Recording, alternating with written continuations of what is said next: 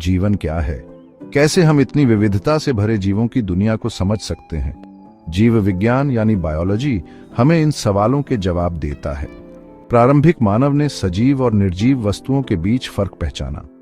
उसने अग्नि, वायु और समुद्र जैसे तत्वों को देवता माना और कई जानवरों और पेड़ों की भी पूजा की।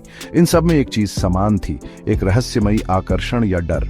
समय के साथ जब मानव ने जीवों का अध्ययन शुरू किया तो पहचान, नामकरण और वर्गीकरण जैसे जरूरी कदम उठाए गए और सबसे बड़ा निष्कर्ष ये निकला कि आज के सभी जीव एक दूसरे से और पृथ्वी पर पहले कभी रहने वाले जीवों से जुड़े हुए हैं। इस समझ ने जैव विविधता को संरक्षित करने की दिशा में क्रांतिकारी सोच को जन्म दिया। अब बात करते हैं उस शख्स की जिसे 20वीं सदी का डार्विन कहा जाता है, अर्नस्ट मायर। उनका जन्म 5 जुलाई 1904 को जर्मनी में हुआ।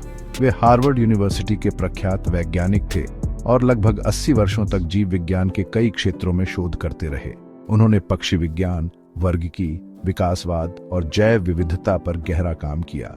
उन्होंने जैविक प्रजाति की परिभाषा दी जो आज भी वैज्ञानिकों द्वारा मानी जाती है। उन्हें जीव विज्ञान के 3 सबसे बड़े पुरस्कार मिले, Balzan prize 1983, international prize for biology 1994 और क्रफूड प्राइज 1999।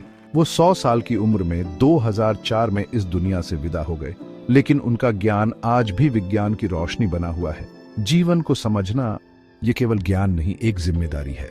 आइए मिलकर प्रकृति और जीवन को समझें और उसकी रक्षा करें।